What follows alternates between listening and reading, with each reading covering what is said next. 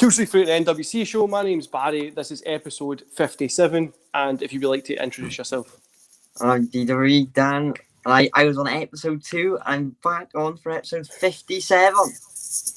Man, it's insane how far the podcast, your channel, us as people have came, or I feel our channels have got better. We're better at reviewing and talking about stuff compared to what we were back in March, I think it was, when we done it. Oh, 100%. Which is fun. It's cool to see how far that you've came as well. Obviously, you're a lot more professional. You put more time into your videos than what I do. You seem to make sense, unlike me. So it's always cool to watch them. It's cool to see how far you've come. But since the last time we spoke, I know we speak on Twitter and stuff like that. You started wrestling training. Mm-hmm. Tell us a little bit about that. How are you finding it? Do you shit yourself when you first turn up? How are you finding it? Everything you expect it what it is. It's the complete opposite. What you think you know when you review shows and people don't watch shows and they go on Twitter and they say they should do this, do that. As soon as you get into a wrestling ring, and the more I've learned, the more you realise how hard wrestling actually is. It changes your whole perspective, right? I feel like everything's super fresh as a fan because I got a whole new perspective on wrestling since doing it myself. How every little thing comes together. And the word is intricate. One misstep makes the biggest difference in wrestling. And you'll never see on Raw, SmackDown, AEW, NXT, these wrestlers make these mistakes. It just shows how incredibly good and how tough and how talented these athletes we have are in today's generation. And it's been great. Like, I went into it, I didn't know anyone. I got a taxi down on my own, not knowing anyone. Obviously, I've seen them when they've done shows before, but I've actually never met them. And all the people in All Style Pro is called. They're so supportive, so much fun, and like it is. They will really push you. And at the end of the lesson, you go from thinking, "Oh, there's no way now I'm able to do that," to be thinking, "Oh, I just done that. I smashed it." It's a lot of fun. Man, it's wrestling training from when I started to now is so different, but the basics are always still there. And when people sit and say, like on Twitter and stuff, the reason I can have my rants is I've actually done it. I know wee missteps or storytelling that can be terrible. That's normally the problem. That's the issue is the story side of it. Then ring ability and people in AEW, WWE, those top kind of wrestlers, when you're at that level, you're not going to be making silly mistakes. Obviously, it does happen every now and again, but you're training every single day, 10 hours a day. You've got it down to a T. You're not making like silly mistakes as you do when you very first start. That's the reason why the independents are there, which is a problem with WWE is they have their training facility. But obviously they've got NXT now, but before they just had a training facility instead of from using independents, which they're there to make sure you mess up there and know when you're on live TV. But like you said, when you've got into it, you can kind of see how hard it is when you pull the curtain behind it. It's no as fun as like, oh, you're just kind of throwing each other around. It's no real. It's no as fun as that. It's actually pretty hard on your body as well. Oh my God. I did not expect it. Like, you take that first bump, and after training, you'll be aching, pains, everything is on fire. And it is quite a lot of it is quite intimidating and scary. But you've just got to do it. And you do it, you're like, oh, that's not as bad as I thought. And then you'll feel the pain after. You do get a lot of adrenaline. So at first you won't feel it. Then as soon as after. And it's the things you think that won't hurt, that does hurt. Like running the ropes. There's a lot more to it than just going back and forth. Going into the turnbuckle, right? You have the turnbuckle. There's a metal thing that attaches the ring post to the turnbuckle. Mm-hmm. You go in, back first into that. It's brutal, and you'll get marks everywhere, bruises. I got bruises on my arms, stuff on my back, and it's the little things like that. You think that wouldn't hurt, especially rope running. I thought that was not going to hurt that all. But it's like below your shoulder blades. It was. I was never expecting it, and the rope's really tight, and there's a whole technique to it. There's a whole, you gotta go right, left, right, pivot, bounce off the ropes, make sure you lean back properly. And like I still don't get it right now, but I've come a lot better from when I started rope running. But still not quite there yet. But it's just so much hard, just little things like that. Man, it takes a long time to learn it because it's all about coordination, and you're learning where the spacing of your ring is. That's the reason why you're doing that. Why you're on the ropes is just to learn the spacing of the ring, and obviously it knackers you as well because it's pretty hard when you hit those ropes and your cardio needs to be up to that level. Cardio is nuts. Man, it's cool to see somebody getting just into it and realising how hard it is. So even when you do go to an independent show, you'll be like, these guys are like panning their arse in. But you might be lucky and you get a show that puts the little velvet cushions around your ropes that don't hurt as much. But a lot of the times they don't, and it just hurts. There's no velvet cushions in my training. No, man, I was in one place that had it one out of the 9-10 years that I actually done it. One place, and that was it. I just seen them and I was like, oh, that's cool, and that's it. But it's like, it's just so sore. But trying to explain it to people is so weird. Like, if you want to go do it, you should go do it, but be prepared for it to hurt because you need to have good cardio, you need to coordination, you're trying to make sure people don't get hurt, you're trying to make sure you don't hurt yourself. There's a lot to it instead if you just, I'm just going to pick this person up and drop them. Like, there's a ton that goes into it, which is, it's cool to see that you're understanding now how hard it is. Plus, it's like a brotherhood. You come in, you're behind the curtain, and then you just see the both sides. Oh, it's just the storytelling that's shite, no the actual in-ring work, because that's good. Oh, it's sad. And also, you have a lot of commitment and trust. Because a lot of moves, to pull them off, you got to fully commit to it. And like, I've had as well, where before I'm committed to it, and that's why I didn't come off. But everyone, because everyone knows how hard wrestling actually is within the training. So everyone's really patient. They are really nice and really supportive. If they do things wrong, don't matter, just come and crack on the next thing. It's very much like that. It's very supportive as well. So it's a good environment to be in as well. Like, it's just, if people are thinking about training, do it. All right, you don't matter your size or anything. Or I'm not the biggest person, I'm doing it, and it's just, you'll really find that you've ended up pushing yourself, and it helps all around with, in general, confidence. Because you think, I've done all these things in the ring, which I never thought I'd be able to do. So, you can take that outside the ring as well. So it's everything, and you meet some really cool people as well, especially the UK, where wrestling fans don't really come by as often as you'd think. So, when you meet a group of wrestling, like really passionate wrestling fans, it's really nice to know that they are actually out there. Definitely, man. It's cool to get people that are in the same group as you that enjoy like the same stuff that you enjoy. You make friends, you can, and plus, like you say, when you're out there, you're in that ring, it is about trusting. It's not about if you half-ass it. Everybody at some point half-asses a move because they're like, oh shit, I can't take this. Like, their brain just tricks them. It's such an unusual thing to kind of do because you kind of need to be like, I'm just going to run at this guy and he's going to slam me, and then I'm just need to trust him to no hurt me when he's got me up there, and him to hold me and stuff like that, which is, it's a learning experience, and I'm glad you've took that kind of step, man. So where do you see yourself going? Do you see yourself getting a match in maybe a year or two, or? Well, the goal is, obviously, it does still depend on COVID, because I know we're in a half and half, so we're sort of out of it, sort of in it. We might go all the way back in, or we might just go fully out. Yeah. So, say now things are stay as they are now, and there are shows going on. Hopefully, within 2 years, so that'd be halfway through 2023. Hopefully, by then I would have had a match, because I know you can do like appearances in like rumbles and stuff like that. But obviously, that can sort of count, but. It's not a proper match, a tag match even, or a singles or a multi-man or whatever. But hopefully within 2 or 3 years' time, hopefully as long as I can stick to it and keep on the grind, hopefully I'll be able to have a match, and that's going to be the coolest thing ever. When I do that, the shows I do, they are independent shows, but they do get a couple hundred people in. They're quite big, like they got good draws.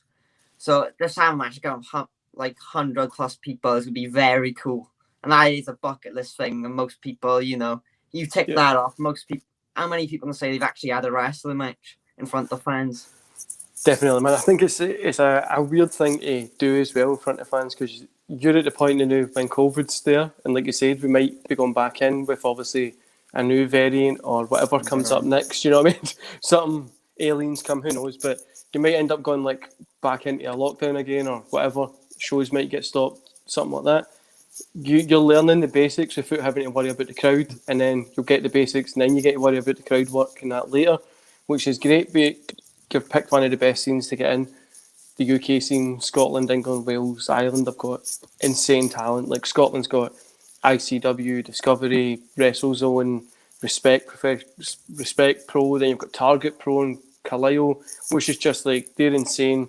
That's like a 5 that I've named there, but there's like what, Right. 50 to 100 that are just insanely good places to go work, and they'll just try to get young talent, because everybody coming through just now is really, really good, and they're just insanely good. Like, I've had guys on this podcast that are like 18, 19, 20, 22, 23 that are just killing it, like in ICW and stuff like that. They're on the WWE network and they're just pure cheesy because they're on the network. Back when I was there, it was like one wrestling promotion.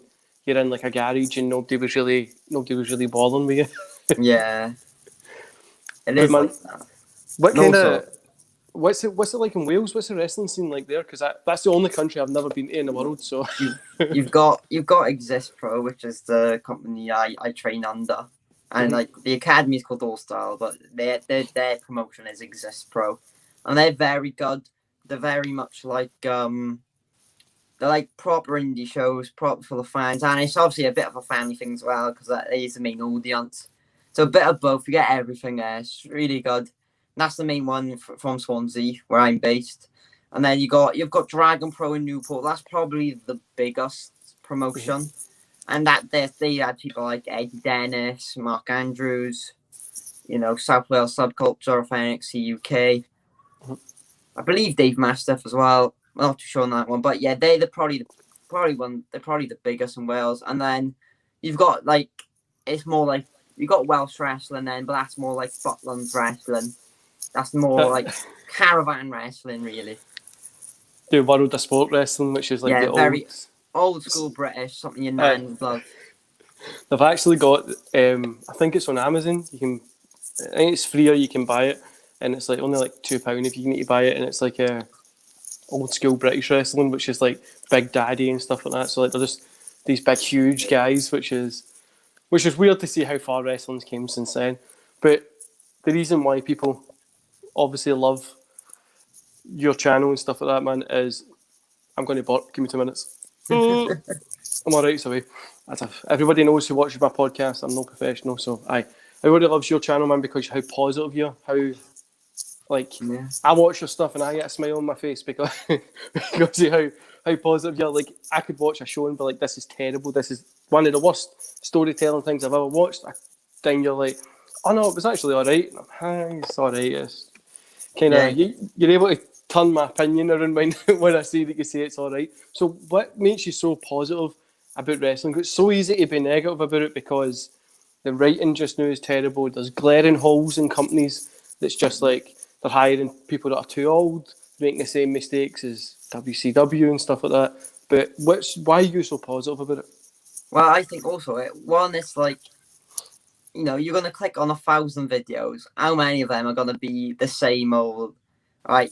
Yeah, everyone's going to be ranting and moaning and complaining. And also, it's just like, when I watch them, I don't really like, I try to see it for what it is more so than what it used to be, or what I think people are stuck on. Oh, it used to be this. Why can't it be this? Or if it's not all the way they want, they bucket it in the head.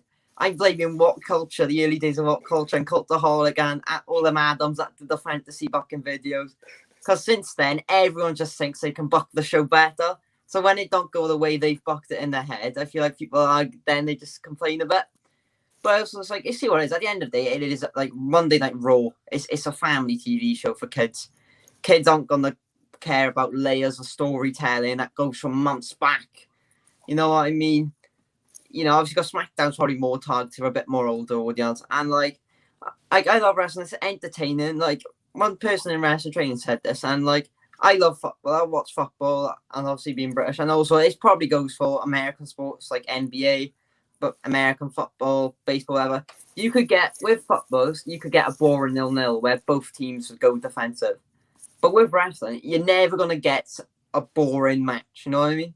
There's always something crazy going on. Whether it's just, there's always something going on. There's always something behind it, a simple story, or is it just something really wacky, like Alexa Bliss hypnotizing someone, or, it's just all like, and it's I find it more of a spectacle and a show than anything. So that's why I'm not that, and like, I've always been that like positive about wrestling. I've never let like my views change. And like, I know a lot of people you see on Twitter, they'll go with what the Twitter opinion is. Yeah. I never really gone that route, and then I've just been like people are like anti Goldberg, and I think, but look at it from business wise. Vince will make a lot of money off Goldberg. If he's still making money off Goldberg, then he's just using his resources to his best that he can. You know, he's gonna put more seats in butts than Keith Lee for that stadium show. I'm sorry to you, I love Keith Lee as much as everyone else does. But as much as Keith Lee this last year would be a banger match and probably be a better match, Goldberg would sell more tickets as it at the moment. Maybe in 10 years' time, you'd obviously be Lee, but as it stands, Goldberg would sell more. So that's why I just understand it. And I find any wrestling I find exciting. Like, I just think, you know, just the whole sport, I just love it. And like, from my childhood, it's just given me, because it's been like so happy memories, I'm just always going to be like more on the positive side of it. Man, I totally get it. Like, obviously, I rant about it. Everybody loves my Monday Night Raw rants because I wouldn't say there's no a boring match. There is boring matches. I've seen boring matches. I've been on shows when matches have like took the whole audience out of it and people have started leaving. You're the next match out and people are still just leaving because how bad the last match was. I wouldn't say there's no boring matches. It's like there is terrible ones.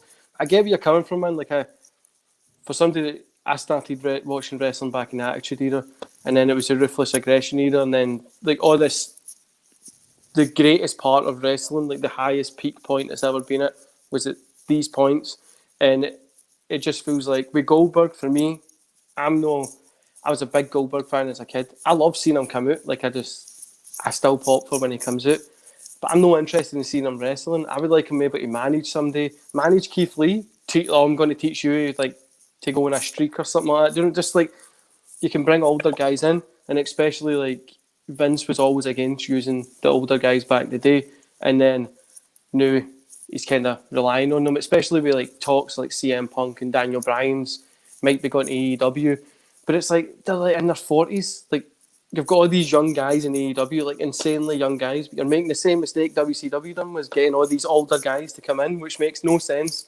You've got like Lance Archer, who is in his 40s, but like I'm try to think of somebody that's no in their 40s. Jungle Boy. I wouldn't youngster that comes to mind. Darby Allin, there you go, there's another one. You've got these guys that are doing stuff, but then you're relying on like Sting, Christian, Kenny Omega, who's in his 30s, like Keith Lee's in his 30s. Like, there's not really somebody who's like the MJF. Yeah. There we go, he's in his 20s. Took my time there. Like, MJF is like probably going to be a huge star like, in that 10-year period. Rhea Ripley as well. But I feel like they're just making stuff up with like too many older people coming in. Like, oh, let's get Goldberg, let's get Cena. I'm not going to lie, I popped like a child down that Wayne in the front row at Money in the Bank, jumping up and down. That was me in my living room when Cena came out, because I wasn't expecting it. I was like, oh, he's not going to come back, but it was good. But I just think there's too many older people. But I get what you mean with Keith Lee. Like, I think he's like 37, 36, something like that. And it's like, in 10 years' time, he's going to be in like 46, 47. So he's going to be like towards the age of Edge. So it's just going to be another old guy. So I just feel like they're lacking the younger kind of side of people at the minute. Does that make sense? Yeah, well, that's what you're going to get, also, because a lot of fans did stop watching. And because a lot of fans started watching, how many of them that might have, if they stayed watching, might have trained to go pro, and they would have been around early 20s, you know. So a lot of people stopped in 2011, 2012. You know, a lot of them would have been in their mid-20s, maybe now they're trying it, and now obviously, because they stopped watching, they never bothered. I think there was like you just said there, that 2011, 12, 13 point to even into 2010 when a lot of people just gave up on wrestling, because there wasn't really anything. TNA was trying to be the next WCW, but they'd literally done this. They had Scott Steiner, they had Sting, Angle, Nash, Hall, Hogan. They just had all the same people, and it was like, and a lot of people just fell out of love with wrestling at that point, which, like you said, has probably caused a lot of people not to be in the business, not to have good stars. No saying that there's no good stars, but just like there's nobody to really get behind. And I feel that's what like there's no a Rock or an Austin or a Cena. I think Cena's the only Cena left. So like there's no somebody like that you can really go, this guy is wrestling. Roman Reigns is the next. Well, he is the guy, you know, but There's nobody really there. So coming to that, man, what's your opinion on AEW? What's your... I like it. I really like it. I've been on and off of AEW. I've watched all their shows. I've never been like, because like they have changed it quite a bit with show days. I get they have to compete with NBA and all, but you know, like because I've watched WWE for so long. I always know Tuesday I'm gonna get Raw highlights on the YouTube channel. I'm gonna watch all of them, or if I have time, I'll watch Raw in full. And I know SmackDown. I know they change the dates, but you know they tell you SmackDown will majority be Friday night. I can watch it. I'm conditioned to know that. Yeah. Well, with AEW, I sometimes forget Dynamite even happened. Like, you want to see Dynamite be like, oh, it's Dynamite tonight. You know, you will forget. Like, and they don't put all the highlights straight away on YouTube, so it is a bit frustrating for me. Because if I have to watch it all, I have to go out my way, watch the whole 2 hours, which sometimes you just can't make time for it. Man, but I like AEW. I think they're very clever in what they're doing. Like, they're branching out to as many different markets. You know, a lot of it got mobile game, casino game. You know, they're doing an actual PS game. And, like, the talent they got is insane. You look at the whole roster. Moxley, Orange Cassidy, Kenny, Hangman Page, Sting. They got the legends, Christian, Matt Hardy. And, like, they got... People say they signed too many people, but because of the amount of signings they've made, they've kept everything fresh. Like, AEW, the past 2 weeks, would have felt less exciting if Andrade wasn't on it, or Aleister Black wasn't on it, or Malachi Black wasn't on it. And imagine in them roles, they just put someone they had off Dark on there. No one would care. Like, yep. And like they've tried it with the QT Marshall, the Factory. Like, they're trying it with that, and it just hasn't come off. So they are signing these names, and it's bringing like WWE fans over to them, and they are the future. I really think they are the future. That roster is going to stay there for 5-6 years, become even more established. Guys like Darby, Jungle Boy, Sammy Guevara, MJF, they're Orange Cassidy. They're all going to be Penta, Phoenix. They're all going to be very established in 5-6 years, and they're just going to get bigger and better. I would somewhat agree with you, man. I think maybe 10 years they're going to be getting bigger, better. I feel like they're still making a lot of mistakes. So they're still young, which is fine, but they're still making a lot of mistakes. Like, their women's division's not very great. They're relying on too much older talent to get eyes in. I know that by a business perspective, that's the way to do it. But if you build somebody, build a talent, build a Sting, build a Christian, Hardy, that makes more sense. And just some stuff that they do, that like the storytelling sometimes can be like, oh, Jesus, so I need to go watch this YouTube show, then I need to go catch this thing that they said on Twitter 6 months ago, like the Hangman Page stuff. I'm the biggest Hangman Page fan like you can get, because I love this guy.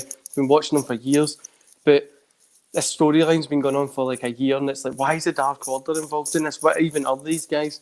Then it's like, it's just like, you were an alcoholic a year ago, and you're like, what?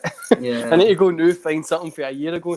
And like you said, their YouTube, that's one thing with the highlights as well, is it's like they've not got them up like straight away, or it's like they do like a recap. Then they've got AEW Dark, then AEW Elevation, then Rampage that's starting on a Friday.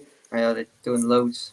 So I'm like, maybe they're just oversaturating their market, and obviously a lot of wrestling fans will support AEW because of how much they hate WWE.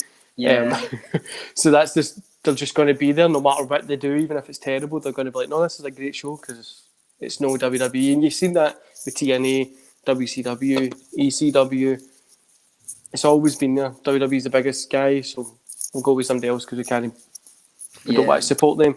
And obviously I know you're probably the biggest WWE fan that I know, because you're so positive about them. How do you feel, say 10 years time from now, AEW and WWE are competing against each other?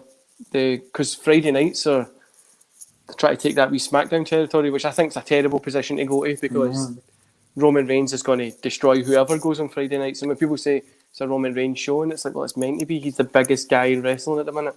But how do you think they're going to compete in the future? Do you think they're just going to remain the way they are? Or do you think they will actually go head to head and create another like Monday Night Wars? Well, AEW, they are quite ambitious. They're not, you can tell by the signings, they're not here to play about. They're not here just to be the second wrestling company. They are actually here to try be number one. And so I think they will try go ahead with Monday Night Raw. I don't know if they'll do them straight away with ratings, because that Monday night, that is the spot to be in Monday night. But I don't know. It's hard to say, really. You never know what's going to happen in wrestling. Like, there's so many twists and turns. And you don't know who's going to be wrestling where and what in 10 years, so years' time. Probably a bit too far to say, but they'd probably be on par. They'd probably be a lot closer. They might be neck on neck, maybe. But no, WWE is global. I don't think AEW can get that global scale that WWE gets. I think they might in America. They could probably outgrow them and be more popular. But if AEW did a world tour, they won't do as much as WWE in that sense. I think AEW would do well here if they had a better TV kind of timing, because Impact Wrestling used to be on, was it Challenge, or TNA back in the day, and when they travelled here, they used to like get really good crowds and like quite big arenas. But obviously WWE can sell out the Hydro in Glasgow, which is like 16,000 people. They sell that out. You get the next show that goes to it is like 4,000 people. Like, it's not even close. Like, WWE is obviously, as much as people can say they do something wrong and stuff like that, they are the biggest. They're Disney of wrestling. They own. They are wrestling. That's pretty much, as much as I don't like to say it, because different styles of wrestling can be shown. They're the guys that are. You say wrestling, they think of WWE, which is. How many people call it wrestling? I don't know. Actually, many fans actually call it wrestling. They go, "Oh, do you watch WWE?" I've never heard a fan some go like, "Oh, you do wrestling?" No, they go, "Oh, do you do WWE stuff?" I'm like, yeah. Then you try and explain. No, there's other things to it. It's not just WWE. And they're like, no, it's WWE. That's what you're doing. Which is, you've got all that to come in the future as well, man. I used to do this wrestling. Is that like WWE? Aye, it's like WWE. It's just WWE. Just call it that, which is a pain. But I think so you're kind of thinking 10 years time or 5-10 years time they're going to be like just edging with each other. Yeah, like just edging probably. I don't know. I think WWE might just end up after Vince eventually passes away, which who knows when's going to be. The other day he put up a leg pressing video. Like, I know, even say, well, an animal. Well, thank God for Vince McMahon. Without them, wrestling wouldn't be. AEW wouldn't be a thing without Vince. I tell people that and they're shocked. But here's why. If Vince didn't make wrestling global, there'd be no market for AEW. Wrestling would still be a circus act. And somebody would say it's still a circus act because of how many people that go to it. Like, so many. You don't go become a wrestler if you're like a normal person. Like a normal person that wants to go do like a normal job and stuff. Doesn't go to wrestling training. Obviously, you do get some of them, but there's like most people is just a way out there. Like, I'm doing this. It's no like just normal people. But like you says, Vince made WCW. He created that. I kind of killed wrestling because of the territories and ruined all them. But he also created this global, huge Austin, Rock, Taker, Edge, Randy Orton, Batista. You can go through every big wrestler you can think of. They have created it. And that's a problem that I feel with AEW as well, is they're relying. I hate when you say, like, I feel like they're relying on, like, WWE talent. So I call it, I normally say it's like Tony Khan's picking up toys like action figures. So he's got like Sting. Like, if it was me and I had his money, I would be like, I'm going to have Sting, Goldberg, fucking Brock Lesnar. I do the same if I had his money. I'd buy everyone I can. Bringing people back, like, oh, Rick Rude and Mr. Perfect. Like, how do we get them back and stuff like that? But I think it's just, Tony Khan needs to realise it's not his toy game thing. Does that make sense? Like, he's got, like obviously if CM Punk and Daniel Bryan goes there, the first thing that people are going to say is they're WWE guys. Nobody, a casual fan, a normal fan, Disney watch Bryan Danielson indie scenes, do you know what I mean? Like, or CM Punk when he was in TNA. For when I remember him back before he was even like ROH and stuff like that. People don't watch that. Like, they're not going to go. There's only two WWE guys that go there, and then you've got Chris Jericho. It's like, oh, there's another WWE guy. Aleister Black. There's another guy. There's this. Why there's so many WWE guys? And they're just seems like they're making similar mistakes as what WCW done by just keep buying fresh talent to keep it fresh. And if you won, obviously, I know you won the Rail when WCW was like around doing nothing, but it did feel fresh and it was good. But then when it got so many, it just kind of was like, don't really care. Who's coming out next? And they came out and you were like, this is pretty shit. Because like, obviously they keep announcing there's going to be a next big person and another somebody coming out. And it's like, well, what about when you run out? You can't just keep buying everybody. I'm sure Tony can. He's a businessman for a reason. Like, he's super successful businessman, and his father. I know they've got a plan for everyone. Where it might not actually be, it might be more so behind the scenes, or like, because like guys like Black and Andrade, they'll know how to wrestle on TV and help guys coming in. Because wrestling on TV and wrestling on indies, where there's no camera and no TV thing, is very different. Like, it's a different ball game. So that they will have their use, whether it's on or off screen. You know, everyone will have a part to play in AEW, no matter how many or who they sign. And I hope AEW does great. I just wait to see how it comes, because I've seen this before. TNA Impact, then obviously with WCW, and it's just the same. Like, you just need to wait and see. Like, WCW collapsed when I was like 9. They got bought out when I was 9. Then TNA when I was like 18. 19ish, and then new AEW's there, and I'm like, they're not going. For me, I'm like, it's the same story, but new Vince is older. I don't know if it will be the same story, obviously, because Vince might not be there, but then does Triple H take over, who does their thing? And also, it just feels like AEW waits for WWE to release people. Like, let's just get them up because they're on independence. But it makes sense. Obviously, they're trying to work together, build like the kind of territories back a little bit, but using indies a little bit better with the NWA and stuff like that. But I don't know. I'll wait and see what happens when it comes along. I know you're positive. I'll just wait. Yeah. Man, so what did you make of Cena coming back? Did you pop like a wee girl? Or? I loved it. Like, he's great in Cena. He's probably one of the best of all time. Definitely top 5, without a doubt. He is like, it's what everyone wanted. Everyone before said, we just want Cena Reigns for SummerSlam. I know some people want Brock as well, but I know there's more interest for Roman Cena than Brock and Bobby, and it's like Cena comes out, and the match, the whole Money in the Bank pay-per-view was brilliant. Felt like a party. Fans were so happy to be back. It just felt really good and positive. The main event was awesome. It was very sports entertainment. It's very old school the way they've done it, with Seth come out and then Seth and Edge go off. Then Roman at the end, and you know, it all made it built up. It made it feel bigger than what it was, because you had Roman build it up. And now we're getting Cena back on Raw, SmackDown, everything, and like, he's so good for him to be back. It's like a breath of fresh air with Cena. He always comes back. He always feels exciting. You always want to see what he does. And maybe I can't wait for him to be SummerSlam. They're gonna kill it.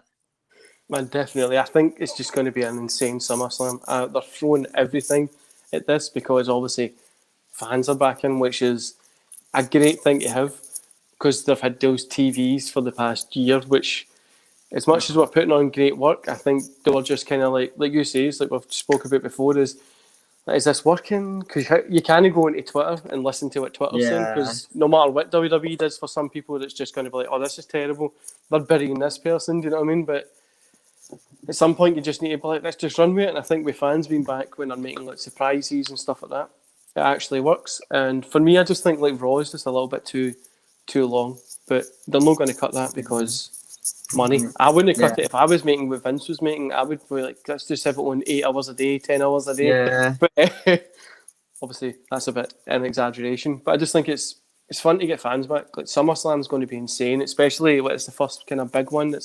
I know Mania had fans, but it wasn't really the same. No. But I mean, SummerSlam's going to be insane. Like, I think it's going to be such a fun pay-per-view.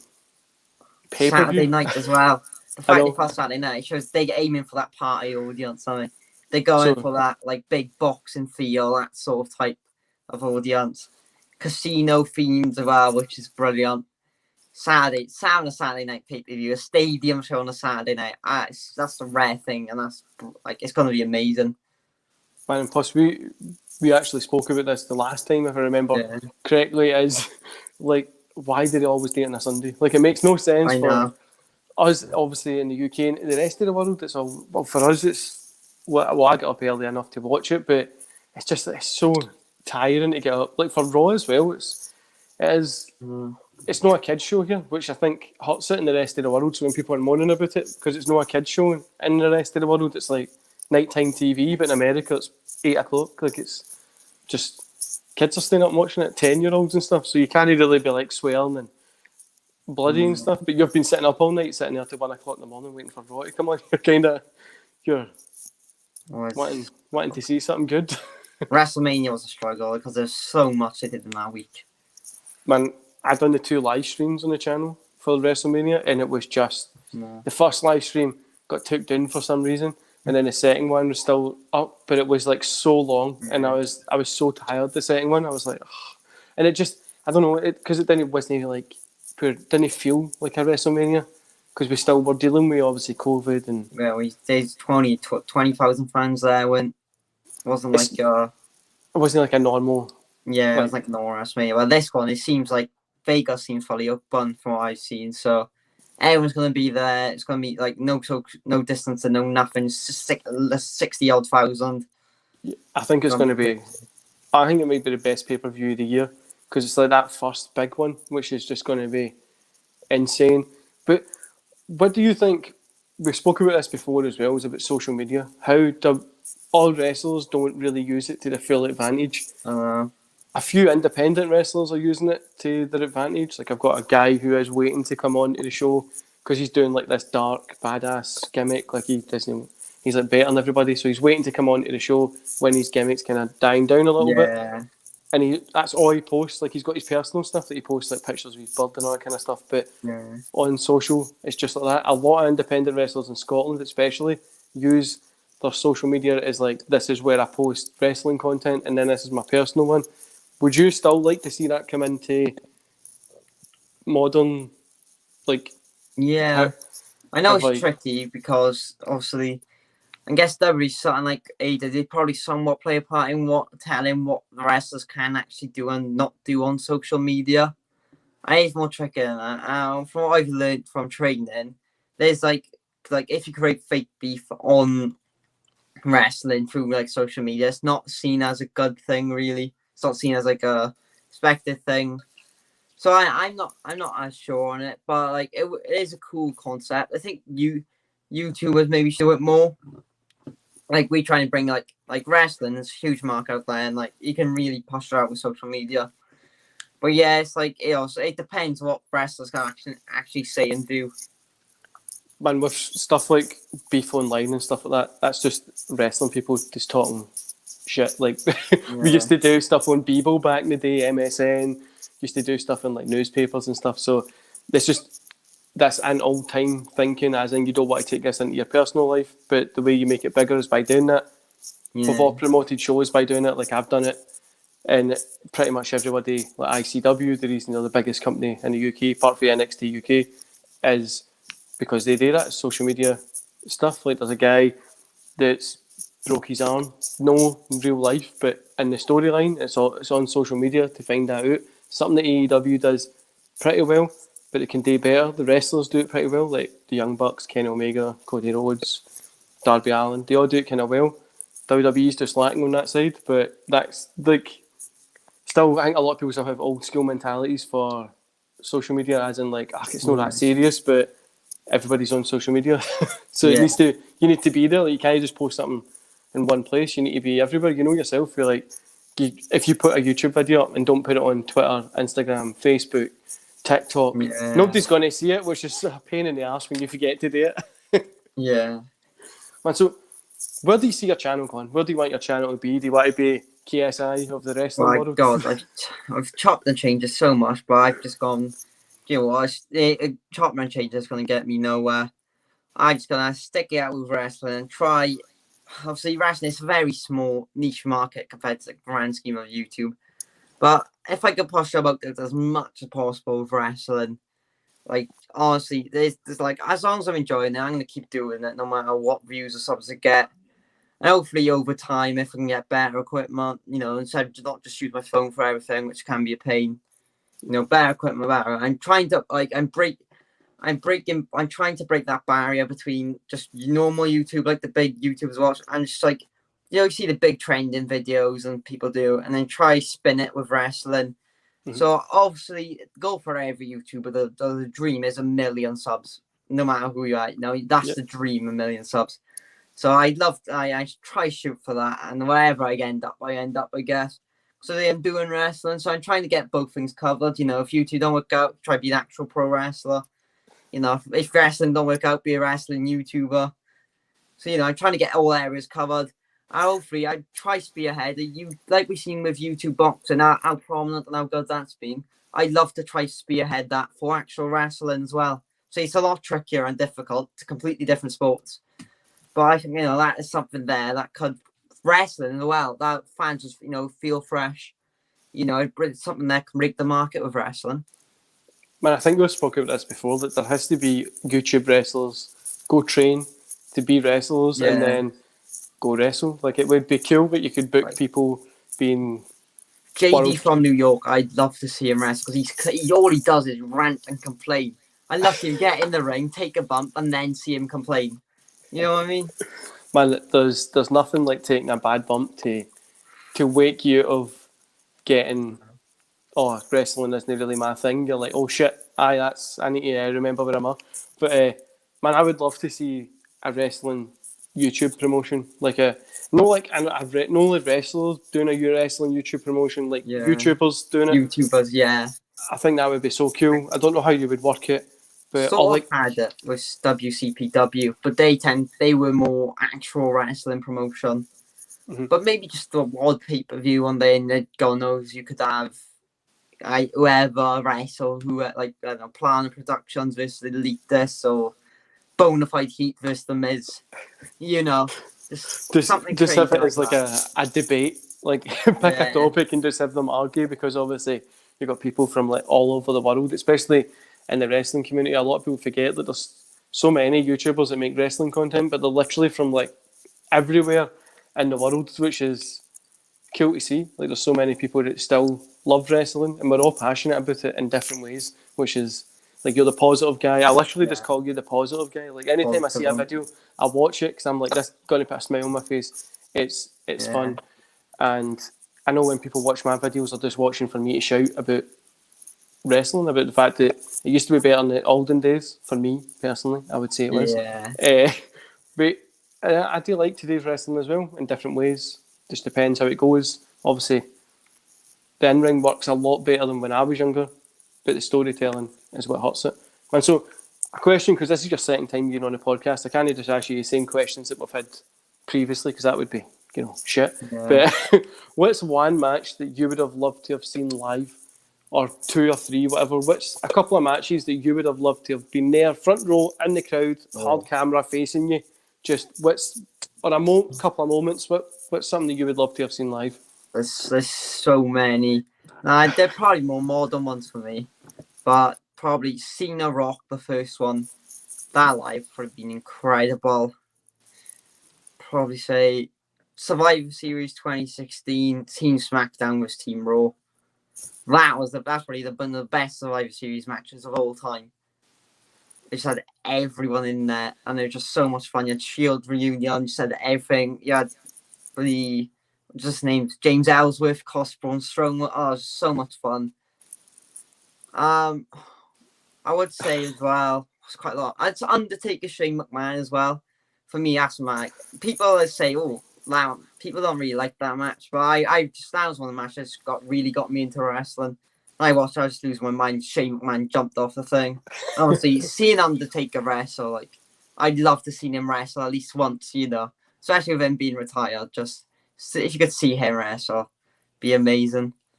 Definitely. Mine would be Mankind against Undertaker when Taker throws him off. Obviously, I'm older, but that Shane and Undertaker match was fantastic. People say they don't like it. I'm like, it's not meant to be a great match. It's just meant to be this guy who tried to survive the Undertaker. But the Survivor Series, Survivor Series 2003, Team Austin versus Team Eric Bischoff. Whoever loses is fired. Go check that one out. That's probably the best Survivor Series match that there's been. There's obviously other ones. I like that 2016 one as well, but that's probably the best one for me back in 2003. Obviously, there's me showing my age again. But I think there's so many moments that you could sit and pick through wrestling, but like, if I seen this live or if they just done this or something like that. But probably the greatest moment that created modern wrestling would have to be Hogan slamming Andre the Giant, wouldn't it? To be there, see all these people pop like fucking, I don't know, just screaming, like 86,000 people, to be there and see that.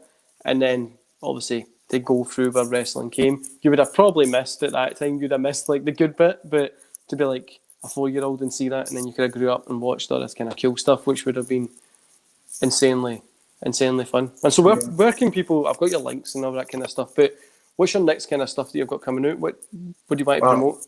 I've just filmed a video today, and this is a very pushed about video I've done, and I've done Roman Reigns' workout. So I've gone to the gym and filmed myself doing copying Roman Reigns' workout, and I done his leg workout because it's the one I could find on Instagram, and oh my god, he's an animal. Absolute, like it's same with wrestling. Like, you know, you don't realize how good they are until you actually do it yourself. And that different breed what Roman Reigns doing. I did completely lower weights than him, obviously, but I did that workout, so that's a fun video. I'm currently in the process of editing it, and so I'm gonna try to get that out soon. Obviously, so I'll be 1 year anniversary on the 28th, so very close. Which it's crazy how quick a year's gone, and what's happened in a year. It's been ludicrous. It's just been nuts. Like, I started the channel 1 year later. I'm actually wrestling myself. I'm thinking, like, what is going on? So I have a 1 year video probably out as well, and that's really it. And obviously, when SummerSlam comes around, loads of content, YouTube reviews. You know, get all the YouTubers ever review each match. You know, I'll do all that stuff around SummerSlam. Hopefully, just try push the boat out with wrestling. And I think your it's been amazing. I wanted to get you on. Obviously, it's been for like the year. Yeah. I started my channel. I didn't use like a vid. I just was like voice. I didn't have like a camera or anything like that. Then I didn't have Twitter or Facebook or anything, so I didn't promote it. And then when I started taking it a little bit serious, was running about the same time that you were getting into it. So running about that kind of July time when I used a camera and was trying to get things seriously. So we're coming up for like the same kind of time. I think I was a couple of weeks before you. Yeah. But man, it's cool to see how far your channels came, my channel as well, and just everybody in the community. Like you've got SCW Steve, Wrestling by Wildries, Wrestling Through Life. Don't realize how many wrestling YouTubers there were until I just like was doing it myself. And then once you find them, it's brilliant because you've got so many different wrestling videos to watch and good ones as well. And obviously, because it's so niche, like, you know, it is really cool to see. Because like, you know, more people should be watching this. It's just everyone brings something different. Definitely, man. I love doing like the live streams when there's like a couple of guys in it. Like I do like Rated R's retro reviews and stuff like that a lot. It's just so cool because everybody has different thoughts and feelings on wrestling, and when it all comes together, it just makes a fun show. Which is obviously us saying that in the wrestling YouTube community. It sounds like we're trying to promote, but everybody should go watch wrestling YouTube. It's probably the best part of YouTube, kinda at the minute. But man, thanks for being on the show. Don't really know what else to talk about. That's kind of hit. We've covered everything. You've made me feel positive about wrestling again, which is good. Right. I can't wait to see you do Roman Reigns workout. Currently, I'm doing 2-3 hour workouts a day, so I can't wait to see you do it and struggle because I know how hard it's going to be. It was. Oh my. No problem, man. So if you wait there, I'll tell you kind of aftercare information.